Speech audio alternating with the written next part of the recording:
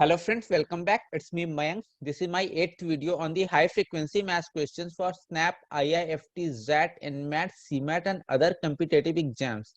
Today we will see two questions from the topic geometry. The first question is, कहता है a chord of length 5 cm subtends an angle of 60 degree at the center of the circle. The length in centimeter of a chord that subtends an angle of 120 degree at the center of the same circle is. तो सबसे पहले हम एक दो equilateral triangle और circle के कुछ formulas देखते हैं जो हमारा यूज होने वाला है इन क्वेश्चंस में. इक्विलेटरल ट्रायंगल क्या होता है? ए ट्रायंगल वो all sides are equal and all angles are equal. अगर ये एबीसी ट्रायंगल है और ये एबीसी इक्विलेटरल ट्रायंगल है तो क्या होंगे? AB equal to BC equal to CA होगा. मतलब अगर ये लेंथ x है तो ये भी x होगा, ये भी x होगा. और angle A equal to angle B equal to angle C होगा और इसकी वैल्यू कितनी होगी? 60 डिग्री होगी. ये इक्विलेटरल ट्रायंगल हो गया. अब क्या करते हैं, इसी इक्विलेटरल ट्रायंगल में हम इस पॉइंट से एक परपेंडिकुलर ड्रॉप कर देते हैं इस पे. चलिए हम इसे एक अलग फिगर में देखते हैं. ये हमारा इक्विलेटरल ट्रायंगल हुआ. ये AD जो है ये परपेंडिकुलर ड्रॉप कर देते हैं हम इसके साइड BC पे. AD is perpendicular to BC. तो AD को हम कहते क्या है? हाइट या एल्टीट्यूड. तो इस एरिया ऑफ इक्विलेटरल ट्रायंगल क्या होता है? इसका फॉर्मूला होता है √3/4 साइड स्क्वायर. मतलब अगर इसके साइड का लेंथ A है तो एरिया क्या हो जाता है? √3/4 A स्क्वायर. और इसकी हाइट का फॉर्मूला क्या होता है?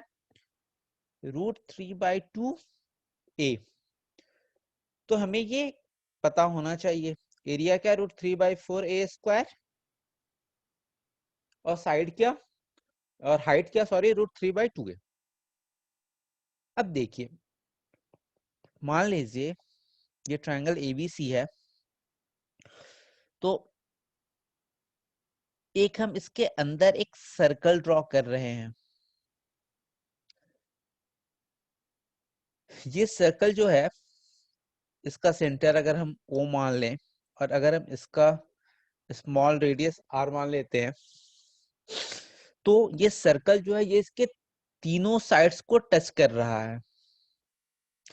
और ये टच कर रहा है ना, तो ये यहाँ इसकी टेंजेंट का काम करेगा. तो हम इस सर्कल को क्या कहेंगे? इन सर्कल. इन सर्कल क्या होता है? वो सर्कल जो ट्रायंगल के तीनों इंटरनल साइड्स को टच करे. ऐसे सर्कल को हम कहते हैं इन सर्कल. और एक दूसरा सर्कल है जो इस ट्रायंगल के तीनों वर्टिसेस को टच करते हुए बाहर से ड्रॉ हो रहा है. नहीं, मेरा फिगर जो कि बहुत सिमेट्रिकल नहीं है. इस सर्कल को क्या कहते हैं? इस सर्कल को हम कहते हैं सर्कम सर्कल. देखिए, जैसे हमारा ये फिगर है, ये तीनों, ये ट्रायंगल ABC है और इस तरीके से हमने यहाँ ड्रॉ किया है. अगर हम यहां से एक परपेंडिकुलर ड्रॉप कर दें, ये क्या हो जाएगा? हमारा हाइट हो जाएगा. हाइट का फॉर्मूला क्या होता था? अभी हमने देखा था √3/2 A. अब देखिए, जो ये रेडियस है ना, जो अंदर सर्कल बन रहा है जिसको हम क्या कहते हैं? इन सर्कल. और इसके रेडियस को क्या कहेंगे हम? इन रेडियस. तो ये जो R होगी इसकी वैल्यू होती है h/3. तो और h हमारा है कितना? √3/2 इंटू A. ये हमारा h हो गया बाई 3. सॉरी, ये हो गया बाई 3.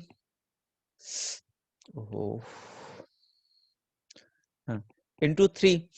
अब ये √3 इसको कैंसिल कर देगा तो हमारा वैल्यू क्या आ गया? A आ गया 2√3.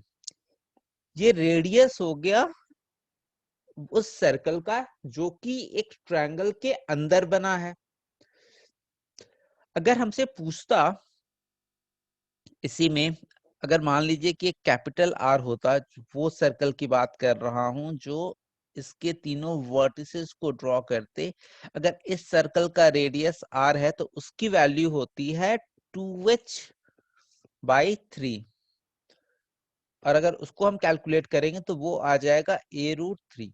ये जब हम एक बार फिर से ना इक्विलेटरल ट्रायंगल बहुत ही डिटेल्ड वे में पढ़ेंगे, वहां हम सारी चीजें देखेंगे, लेकिन अभी हमें सिर्फ इतने ही फॉर्मूले का यूज करना है।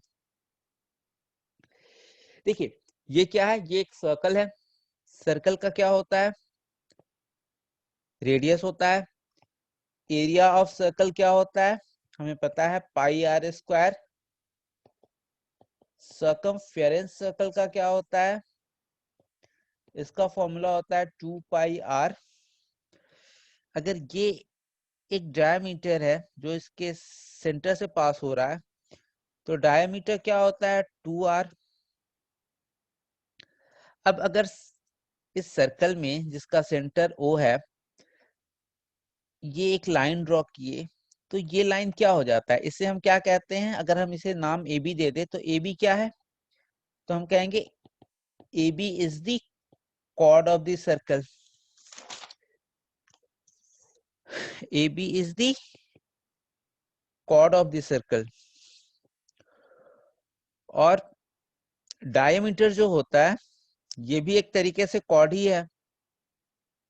तो जो डायमीटर होता है, diameter is the longest chord। अब देखिए इसके कुछ कुछ प्रॉपर्टीज होते हैं जो हमें पता होना चाहिए। बहुत ही मतलब ये सब तो हमें सर्कल में याद होता है ये नॉर्मली, कि अगर ए बी कॉर्ड है और अगर हम इस ओ से, इस सेंटर से हम इस कॉर्ड पे एक परपेंडिकुलर ड्रॉप करेंगे, मान लीजिए हम इसका नाम दे देते हैं ओ सी, तो ये परपेंडिकुलर ओ सी ये ए बी को बाइसेक्ट करेगा। तो हमारा कॉन्सेप्ट क्या होता है कि perpendicular drop from centre to chord bisects the chord. मतलब अगर हमसे पूछा ये ओ सेंटर है, ओ सी हमने एक परपेंडिकुलर ड्रॉप किया ए बी पे, तो जो ए सी की वैल्यू होगी वो कितनी होगी, वो हाफ टाइम्स ए बी होगी। अच्छा एक चीज और हम इसमें देखते हैं। अब क्या है कि अगर हमने ओ ए, और इसका मैं कलर चेंज कर देता हूँ कन्वीनियंस के लिए, अगर हम ये ओ ए और ओ बी दोनों को ज्वाइन कर देते हैं, तो ओ A equal to O B होगा। क्यों होगा, क्योंकि ये दोनों रेडियस हैं। तो अगर हम ध्यान से देखेंगे ना, अगर हम इस ट्रायंगल की बात करें, ट्रायंगल ओ ए बी, तो ये आइसोसेलेस ट्रायंगल हो जाएगा। आइसोसेलेस ट्रायंगल क्या होते हैं, वो ट्रायंगल जिसके दो साइड्स इक्वल होते हैं, तो उसके दो एंगल्स भी बराबर हो जाएंगे। तो किसी भी, अगर हम एक सर्कल ले लेते हैं इस तरह से, और अगर हम यहाँ कह दें कि ए बी एक कॉर्ड है, तो अगर हमने इसे और इसे ज्वाइन कर दिया ओ, और अगर O A equal to O B है, तो क्या हो जाता है, angle O A B will be equal to angle O B A. अगर ये x है तो ये भी x होगा, और ट्रायंगल ओ ए बी कैसा हो जाएगा, आइसोसेलेस हो जाएगा। हो सके कि ट्रायंगल इक्विलेटरल भी हो जाए, अगर ये एंगल 60 दे दे तो हमारा ट्रायंगल इक्विलेटरल भी हो सकता है, लेकिन आइसोसेलेस ट्रायंगल तो होंगे ही होंगे, मतलब ये एंगल इस एंगल के बराबर होना ही होना है।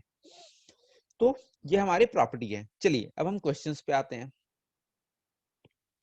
क्वेश्चन कहता है a chord of length 5 centimeters subtends an angle of 60 degree at the center of the circle। मतलब कह रहा है कि एक सर्कल दिया हुआ है, एक कॉर्ड ऑफ लेंथ 5 सेंटीमीटर। अब किसी 5 सेंटीमीटर का हम मान लेते हैं कि ये ए बी एक कॉर्ड है और इसकी लेंथ क्या है 5 सेंटीमीटर। तो कह रहे हैं chord of length 5 centimetre subtends an angle of 60 degree at the centre of the circle. ये कॉर्ड जो है ए बी, ये सेंटर पे कितना एंगल बनाता है 60 degree. The length in centimeter of a chord that subtends an angle of 120 degree at the center of the circle। तो अब हमसे पूछता है कि हम उस कॉर्ड का लेंथ बताओ। The length in centimetre of a chord that subtends an angle of 120 degree. मान लीजिए यहाँ कोई कॉर्ड है सी डी। अब कह रहा है कि ये कॉर्ड यहाँ सेंटर पे कितना एंगल बनाता है 120 डिग्री। तो फिर हमें फाइंड क्या करना है, टू फाइंड सीडी का लेंथ बताना है। अब हम ध्यान से देखते हैं। पहले हम इस इसे हम एक बार फिर से बना लेते हैं, इस डायग्राम को एक एक करते हुए। ये ओ था, ये ए था, ये बी था। ये हमारा दिया हुआ है 5 सेंटीमीटर, ये हमारा दिया हुआ है 60 डिग्री। तो जब ये 60 डिग्री है तो, और हमें पता है कि ये एंगल एक्स बराबर होना है, क्यों? Because O A equal to O B है। क्यों? क्योंकि ये दोनों ही रेडियस हैं। तो हमारे एंगल जो हैं ओ ए बी वो बराबर हो जाएगा angle O A B, this will be equal to angle O B A. तो बेसिकली हमारा क्या हो गया 2x इक्वल टू क्या हो गया 120 डिग्री, क्योंकि तीन ट्रायंगल्स का, एक ट्रायंगल के तीनों एंगल्स का सम कितना हो जाएगा 180 डिग्री। ये 60 डिग्री है तो बचा हुआ 120 डिग्री हो गया। तो x की वैल्यू कितनी आ गई 60 डिग्री। तो अगर आप ध्यान से देखिए तो ये भी 60, ये भी 60, ये भी 60। तो हमारा जो ये ट्रायंगल बना, जो ये हमारा सर्कल में ये एक ट्रायंगल बना ओ ए बी, ये क्या हो गया, ये इक्विलेटरल ट्रायंगल हो गया। Triangle O A B is equilateral हो गया। तो अगर ए बी का लेंथ 5 सेंटीमीटर है तो हमारा ओ ए का लेंथ भी 5 सेंटीमीटर हो जाएगा, ओ बी का लेंथ भी 5 सेंटीमीटर हो जाएगा। मतलब हमको इस सर्कल का रेडियस पता चल गया। अब क्वेश्चन क्या कह रहा है, जो हमने फिगर बनाया था, मान लीजिए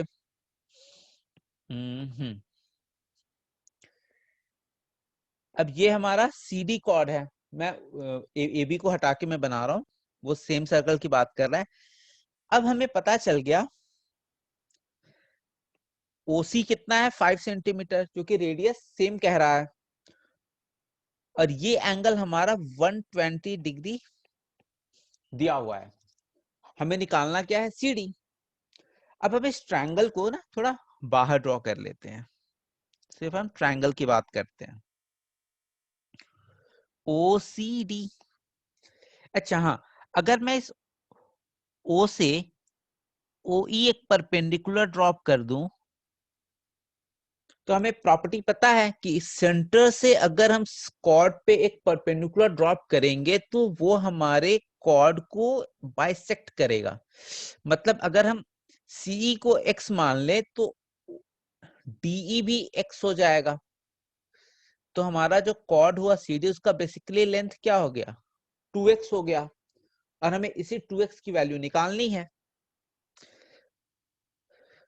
तो इसको हम फिर से ड्रॉ कर लेते हैं। अगर हम सेंटर से यहाँ ड्रॉ किए परपेंडिकुलर तो ये क्या कर दिया, ये जो परपेंडिकुलर है ये इसे इक्वल बाइसेक्ट कर दिया। मतलब अगर ये x है तो ये भी x है।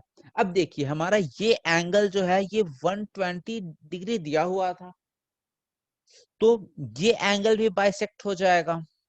जब ये एंगल बाइसेक्ट होगा तो इसकी वैल्यू कितनी हो जाएगी 60 डिग्री। तो अब हमारे पास, अब हमको क्या करना है, सिर्फ इस ट्रायंगल पे कंसंट्रेट करना है। कौन से, अगर हम इसे ड्रॉ करें अच्छे से तो हम अब सिर्फ एक पार्ट पे कंसंट्रेट कर रहे हैं। ये हमारा 90 डिग्री दिया हुआ है, इसका नाम क्या है, CEO। ये हमारा है 60 डिग्री। तो अब अगर हम कह दें साइन 60 डिग्री, इसकी वैल्यू कितनी हो जाएगी?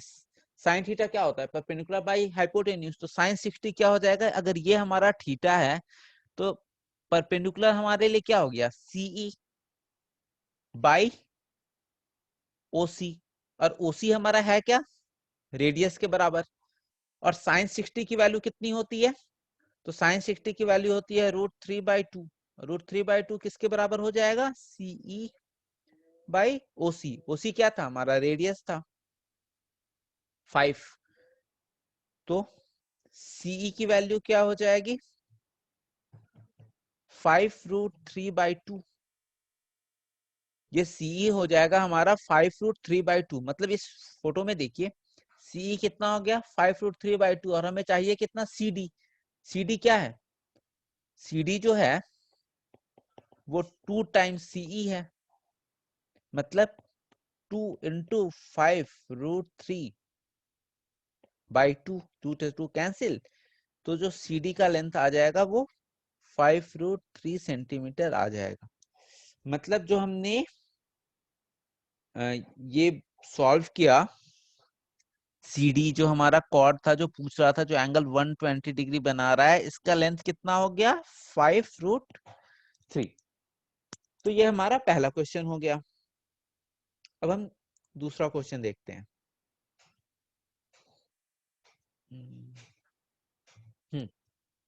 सेकंड क्वेश्चन है, a circle is inscribed in an equilateral triangle of side 24 centimeter touching its sides. What is the area of the remaining portion of the triangle? A circle is inscribed in an equilateral triangle. Question क्या कह रहा है कि एक equilateral triangle दिया हुआ है। A circle is inscribed in an equilateral triangle. अब एक सर्कल है जो इसके अंदर है, इसका साइड लेंथ कितना दिया हुआ है, 24 सेंटीमीटर। इक्विलेटरल ट्रायंगल है तो तीनों साइड्स बराबर होंगे, मतलब तीनों साइड्स का ही लेंथ हो गया 24 सेंटीमीटर। टचिंग इट्स साइड्स, मतलब ये जो सर्कल है ये इसके तीनों साइड्स को टच कर रहा है। What is the area of the remaining portion of the triangle, मतलब इसका एरिया क्या होगा प्लस इसका एरिया क्या होगा प्लस इसका एरिया क्या होगा, यही हमसे क्वेश्चन पूछ रहा है। देखिए, और अगर हमें ये प्रॉपर्टी पता है कि कोई भी इक्विलेटरल ट्रायंगल है और उसके अंदर हम एक सर्कल ड्रॉ करेंगे तो वो इन सर्कल ही होगा। अगर हमें उसकी प्रॉपर्टी पता है तो हम इस क्वेश्चन को मैक्सिमम 30 to 40 सेकंड्स में सॉल्व कर लेंगे। और ये कैट 2018 या 19 का क्वेश्चन है, मुझे याद नहीं एग्जैक्टली किस ईयर में आया हुआ है। और ऐसे क्वेश्चंस आपको हर एग्जाम्स में दिख जाते हैं। इनफैक्ट बैंकिंग, एसएससी और टेस्ट या जैट वगैरह में तो ऐसे क्वेश्चंस आते हैं कि अगर आपको ये प्रॉपर्टी पता है तो आप सॉल्व कर लोगे, otherwise is going to take a lot of time to solve such type of questions. इसलिए ना हमें प्रॉपर्टी ध्यान रखनी होती है। वो डायरेक्ट कहेगा नहीं कि ये इन रेडियस है तो आप वहां से निकालिए। आपको प्रॉपर्टी पता होनी चाहिए कि एक इक्विलेटरल ट्रायंगल अगर एबीसी दिया हुआ है और उसके अंदर हमने एक सर्कल ड्रॉ किया तो वो सर्कल इन रेडियस ही होगा। तो ठीक है, अब हम देखते हैं फिर से एक बार। ये इक्विलेटरल ट्रायंगल हमारा मान लेते हैं कि एबीसी दिया हुआ है और हमें एरिया निकालना था। हम सबसे पहले क्या करते हैं, ये सर्कल दिया हुआ है तो सबसे पहले हम इक्विलेटरल ट्रायंगल का एरिया निकाल लेते हैं। एरिया ऑफ ट्रायंगल ABC वो क्या हो जाएगा, वो हो जाएगा √3/4 side square means √3/4 into 24 square. अब हमने अभी देखा था कि जो सर्कल होता है इसका रेडियस क्या होता है, ये R होता है। और R की वैल्यू कितनी होती है, h/3 इन रेडियस का। तो पहले हम हाइट निकाल लेते हैं। हाइट क्या होता है, √3/2 इंटू ए कितना है यहाँ 24 सेंटीमीटर, साइड तो 24 ही है ना, तो कितना हो गया, तो 12√3 इस इक्विलेटरल ट्रायंगल का हाइट हो गया। अगर यहाँ हम इसको h मान ले तो ये पूरा h है, इसमें हमें सिर्फ इसकी वैल्यू चाहिए। अगर हम कलर चेंज करें तो हमें सिर्फ इसकी वैल्यू चाहिए। ये क्या है, रेडियस है। ये रेडियस कितना है, हमने भी क्या देखा था कि ये h/3 होता है, मतलब 12√3/3। इसको जो हम कैंसिल करेंगे तो ये 4√3। तो अब हमें रेडियस पता चल गया उस सर्कल का, तो उसका एरिया क्या हो जाता है, अगर हमें रेडियस पता होता है तो क्या हो जाता है, πr² मीन्स π×4√3²। ये कितना हो जाएगा, 4² 16 और √3 × √3 कितना हो जाएगा, 3, मतलब 48π। तो अब एक बात समझिए, ये इक्विलेटरल ट्रायंगल है ABC। इसका एरिया कितना आया था, हमने कैलकुलेट नहीं किया था, लेकिन इसका एरिया हो गया √3/4 24²। और जो इसके अंदर एक सर्कल है, सर्कल ड्रॉ हुआ, इसका एरिया कितना हो गया, इस सर्कल का एरिया हो गया 48π। और हमें अगर रिमेनिंग पार्ट का एरिया चाहिए तो क्या हो जाएगा, एरिया ऑफ रिमेनिंग पोर्शन क्या हो जाएगा, ये हो जाएगा ट्रायंगल का एरिया माइनस सर्कल का एरिया। ट्रायंगल का एरिया कितना है, √3/4 24 × 24 माइनस 48π। सिंपली कर लेते हैं, 4 8 जा 4 5 जा 4 6 जा 24, सॉरी 24 6 जा 6 4 जा 24 2 6 2 12 144√3 माइनस 48π। ये हमारा आंसर हो जाएगा। तो अगर हमें ये प्रॉपर्टी पता है तब तो हम इस क्वेश्चन को बहुत जल्दी सॉल्व कर लेंगे, वरना हमें बहुत कॉम्प्लिकेटेड होगा सॉल्व करना एग्जाम में, और हो सके finally after wasting 4 to 5 minute शायद हमसे सॉल्व भी ना हो। इसलिए ना हमें, और अगर कभी क्वेश्चंस इस तरीके से दे रहा है तो इसका मतलब वो कहीं ना कहीं वो हमसे पूछना चाहता है कि हमें वो प्रॉपर्टी पता है कि नहीं पता है। इसलिए ज्योमेट्री की ना बहुत सारी प्रॉपर्टी हमें बिल्कुल याद होनी चाहिए। मैं नेक्स्ट वीडियो बनाऊंगा ये जितने सेंटर्स होते हैं ना उस पे, और वहां में ना कोशिश करूंगा कि सारे फॉर्मूले एक जगह दे दूं, और उस फॉर्मूले को ना बहुत बार हमें डिराइव करने की एग्जाम में जरूरत नहीं पड़ती, हमें बस अगर फॉर्मूला याद है तो हम लोग क्वेश्चन सॉल्व कर लेंगे। तो ठीक है, फिर कल मिलते हैं कुछ और क्वेश्चन के साथ। Bye bye.